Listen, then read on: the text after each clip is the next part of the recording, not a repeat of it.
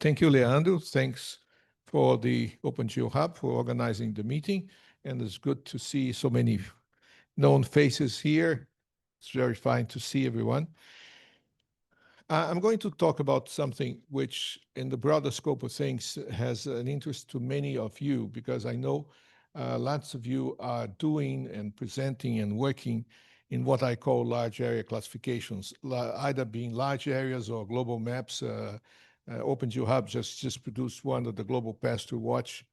So, and we're discussing the whole issue about transfer learning, which is what is valid for one area, how much it is valid for some other area. So this is a result of workshops that we conducted. We conducted a joint project with Greg Giuliani at the Université de Genève, the Swiss Data Cube, and we selected two areas to evaluate the issues of transfer learning. The question being as follows: if you have a model that works well in one area, how well will it work in the same areas years earlier or later? How well does this knowledge transfer temporally? So this was temporal transfer learning. So the two areas was the state of Rondônia, which is a large area, 600,000 square kilometers, and the Canton de Genève, where there are lots of work by the University of Geneva. And this was done using the open source software SITS, which we will demonstrate later in the afternoon here. So essentially, the whole idea is that you have a certain data cube. And in this, most of the experiments were using Landsat, because Landsat has a longer time series. And of course, there is also an interest of this project, because one of the issues of this project has to do with the GLAD OpenGeoHub new data set, which is being made available by OpenGeoHub. So essentially, you have, in case of Switzerland, for example, we had one reference year, which was 2013. We had the reference samples. We had a global model, and this model was applied in different target years. And what did we learn from applying this global model, this model to different target years? The classes were those classes which are used by the aerostatistics by the Swiss government. They call artificial areas, glass herb vegetation, tree vegetation, watery areas, brush vegetation, and bare land. And there were a number of points. So points we used for training and different points for using for validation, using random stratified sampling according to the best practices which are stated by Olofsson et al. So we had an evaluation which was, because many of the papers which are produced in remote sensing, normally they do only the cross-validation, as if you look at the literature. Well, cross-validation validates how well the model fits the data, but it doesn't tell you anything about map quality. So this is an experiment on actual map quality referring to the classes. So we start from data samples from 2018 and the target year of 2018, and we get an overall accuracy of 89%. Okay, so that's the reference. That's the best we can get. Now, if we go now to 2016 and 2017, as expected, the accuracy drops. And this is the accuracy measured outside. It's not the K-fold validation. So the accuracy drops by 85% to 89, to 85, and 84. But still, considering that one did not have to train another model, it's acceptable. It can be acceptable in many cases because of the gain of time that you have by using one day reference set in different years. Then in 2014, you still get an acceptable performance. And then when you take the data from 2009, things get messy. And things get messy, and the part of our assumption here is the large difference there exists between the Landsat collection, and this Landsat collection here was the actual USGS collection, because the degradation on the data that has preceded the launch of Landsat 8. So there is a post-launch Landsat 8 era, and there's a pre-Landsat 8 era. And because of that, some researchers from the University of Maryland and from OpenGeoHub have now proposed the new Landsat dataset with some improvements related to the standard USGS dataset, which might, and then I'll come to this later because we have some recent results on that, which are supposed to improve this problem. Essentially, the problem here is that the problems of the data in the Landsat on the 2000s are so big. You had an ailing satellite, Landsat 7, and you had effectively half a satellite, you had Landsat 5, which was ailing at the end of its life, and Landsat 7, which you had half of it. Half of the images were compromised. So anyone working with large time data sets, and many of you are, has to be aware that there is a gap in quality of the data, which starts at Landsat 8. And that you cannot simply take for granted that the same model will appear to Landsat 5, Landsat 7 versus Landsat 8. So this was the whole idea. And then for Rondônia, we did the same exercise. So this is a different area, tropical area. There was a temperate area, and different classes with forests, wetlands, deforestation, and natural non-vegetated forests, so cerrado areas. And here you can see the baseline was 2020 and 2022, and the comparison was now, for example, 2020. So 2022 is the reference. 2020 is the, let's say, the extrapolated one. So in 2 years of difference, there is not so much different in uses and produces accuracy for the main classes, forest, water, and deforestation. You still get very reasonable results in terms of users accuracy and producers accuracy. And if you go to 2018, the water is the one who actually has a difference in accuracy.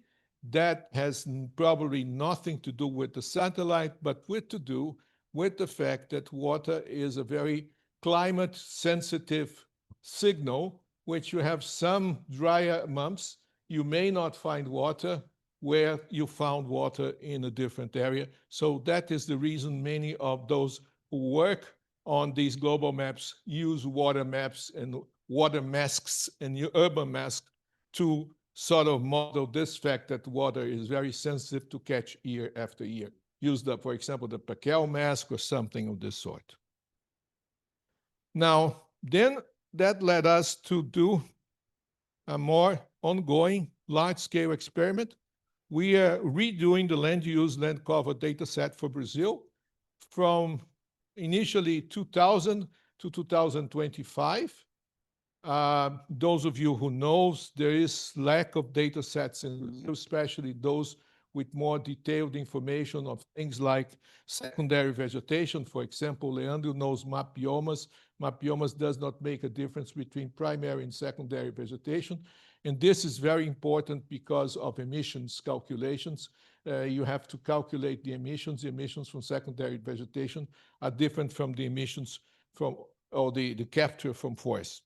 So we're doing currently from 2000 to 2025, and the same result applies. So we took for the reference year 12 classes, including different kinds of annual agriculture, semi-perennial agriculture, which is sugarcane, perennial agriculture, cocoa, secondary vegetation, seasonally flooded, water. It's a very comprehensive data set with 275,000 well-selected samples. So we have a year where we have good samples. And then that's the reference map. We have a reference map, 2022, and we say, okay, Let's see how it fares for different data sets. And what happens again and again is that the data set from 2022 is roughly extendable with good results 2 years up to 2015. In other words, 2 years where we still have Landsat 8. Now, just for the record, the data that comes from USGS, which is available, for example, in Microsoft Planetary Computer, and I think that's the only one which, yeah, in my MPC, which is for free, and the others you have to pay. It is the so-called science product by USGS. And this science product, it is a 16-day product from which, for example, in Brazil Data Cube, we derived a 1-month model, 1-month Data Cube.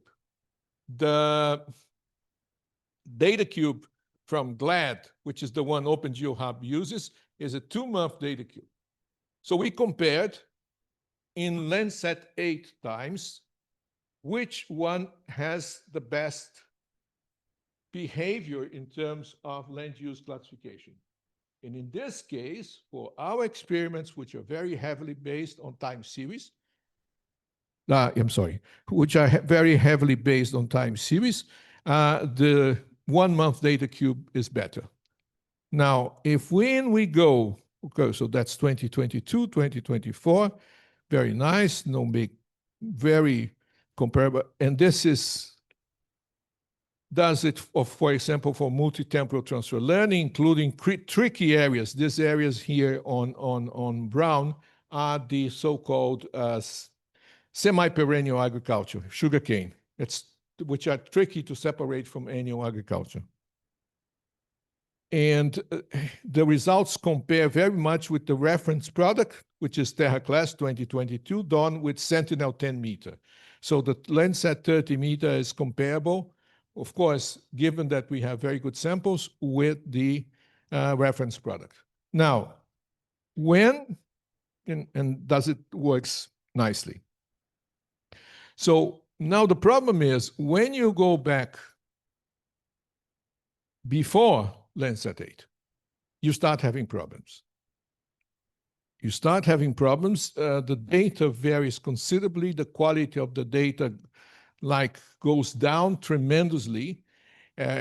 We found out that the OpenGeoHub GLAD, which are called Landsat data, which is available on the OpenGeoHub website as by stack, is better than the USGS, but of course, it has not the same quality that you would expect from the data sets which are derived from Landsat 8. There's a fall in quality, which we are seeing, which we're trying to correct, we're trying to improve in putting more data and so on. But that should be acknowledged by all of those who are proceeding now to do global data sets using Landsat. And you see upon careful analysis that there is a significant problem which needs to be acknowledged when you're using Landsat 5 and Landsat 7 data. It's very worse quality than the one. That said, the OpenGeoHub GLAD data provides an interesting and useful alternative to the USGS data set. That's the lesson we learned. In other words, transfer learning over large areas can be done. It suffers from data inconsistencies, but in general, for data consistency, for long-term, for example, Sentinel data sets and Sentinel analysis, I'm sure that we're going to achieve very good results with transfer learning because of the stability of the Landsat 8, Landsat 9, Sentinel-2 satellites. Thank you.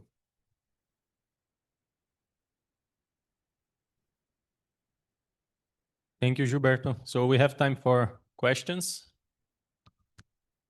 Who wants to start? Okay.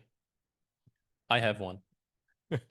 So, yeah, about the comparison with our data set, you mentioned the difference in the temporal resolution, but we also have like we might have a difference also with the data format in terms of, because with the Landsat data that we produced at OpenGeoHub, we converted to byte. And my question is, when you run the comparison with the USGIS data, did you use integer 16 or byte? We took the Brazil Data Cube, which is the USGS science product, which is 16 bits. And then we said, well, I mean, the argument is, let's get the best data set produced by USGS. This is it. Let's get the best data set produced by alternative sources. This is it. How do they compare? Okay. Okay. So, of course, because we want to say what is available for the user and what the users can rely on. So, in other words, the data sets from USGS before Landsat 8 are not reliable, are really not reliable. They have problems. Of course, you can get away and produce something, but the quality of that, it's no accident that the Maryland guys needed to do a cleaning of the data set because it was not acceptable for the kind of things they do.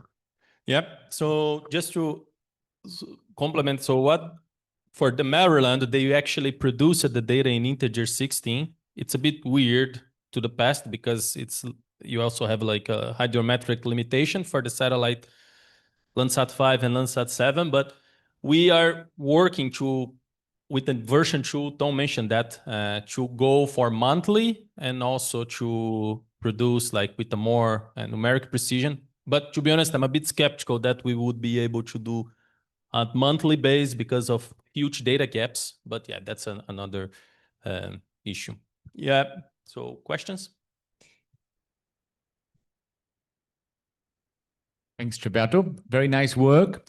I have actually two questions. One is, in your land cover predictions, you have both change classes and stable classes, let's say it like that. And of course, stability is also an important signal, but I mean, of course, often there's an interest in the change classes. And that's why you do time series to things are stable, but you want to know where and how much is changing, right? That's often an objective. What you showed for Brazil, I mean, the accuracies were quite comparable for the change class and for the stable class, but still I was wondering whether with this transfer learning from different sensors, this transfer learning going back in time, whether you plan to do or did a particular focus on these change classes, because they're often of particular interest. And the second thing related to that, then of course, if you understand that you're making more errors by transfers, what have you thought about active learning then? I mean, that's where that comes in, and where you could say, look, if I'm learning that I'm doing errors, so let's use that to my advantage to maybe invest in more data. Okay, that's a good question. Let's take one by one. The results which are publishing and which are going to be made available on the web, they have change classes and stable classes. Now, the change classes, they actually come from PRODES, okay? So for those of you who are not familiar with it, INPE maintains since 1988 a system based on visual interpretation of deforestation in Amazonia, who basically runs a mask of forest in each year. Only the places or the polygons or the regions which are considered to be undisturbed are examined.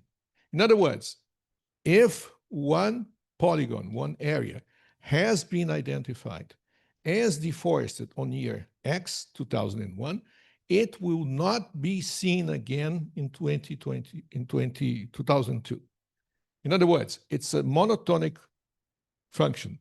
So there is we avoid the problem of double classification.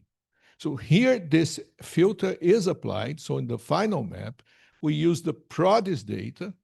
So we are complete, because PRODES is the official data set from Brazil, we are completely dependent on PRODES to ensure that the deforestation areas are correct. as per PRODES. So we don't run into the risks of going from forest to deforestation and from deforestation to forest again. Anything that was deforested on year X and appears as forest again on year Y is tagged as secondary vegetation. And why this is important? Because secondary vegetation in Brazil is the prime mover of Brazil's NDC. Brazil has committed to the UNFCCC convention that it needs to reforest at least 12 million hectares by 2030. And these 12 million hectares, most of them will come from Amazonia. So how much there is secondary vegetation? So vegetation that has turned back into forest by abandonment, and how this is persistent. If there is persistent secondary vegetation, this means there's likelihood that there is reforestation there. So it's this debate. The other problem that you ask is active learning.